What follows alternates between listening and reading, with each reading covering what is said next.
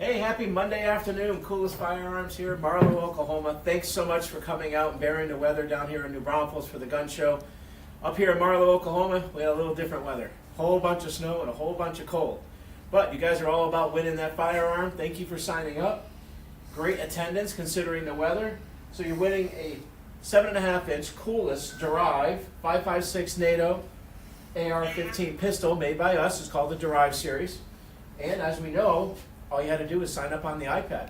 So, without further ado, Allie's going to start pulling the name in the other room on the other computer. We've learned with bandwidth, we can't do everything all at once on our Wi-Fi.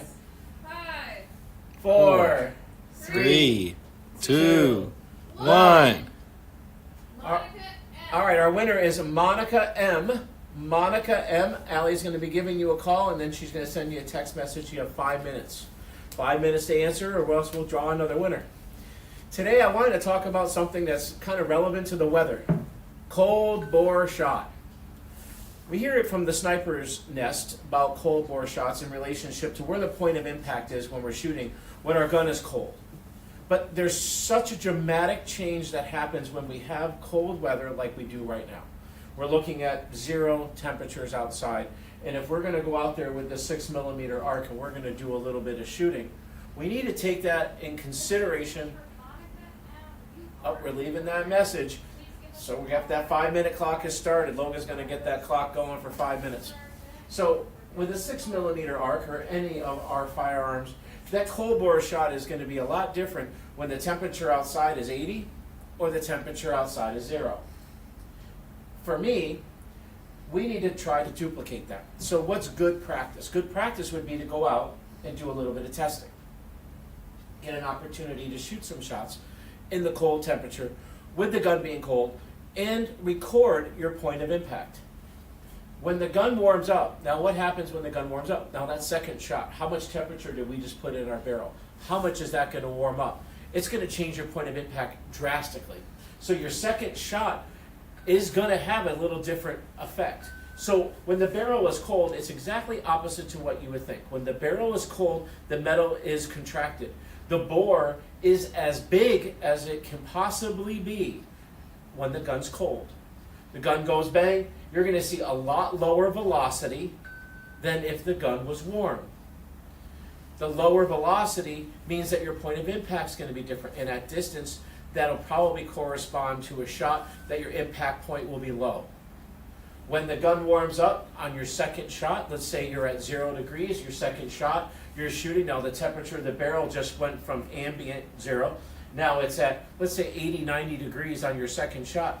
Now you're going to see a huge change in relationship to your point of impact because now the temperature rose, the barrel is getting bigger, which means the bore is getting smaller. Oh, I hear Monica's calling back.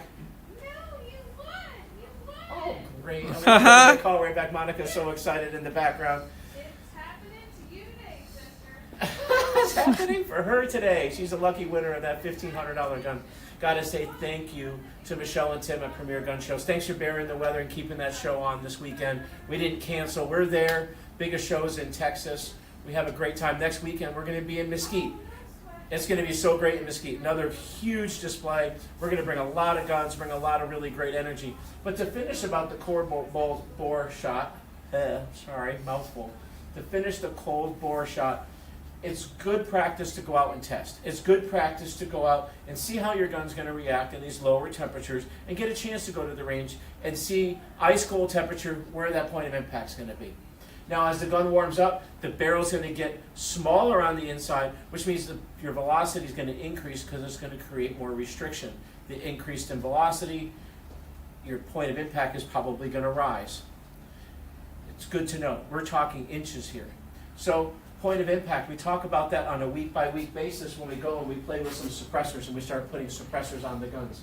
Please take the time to know about your suppressor.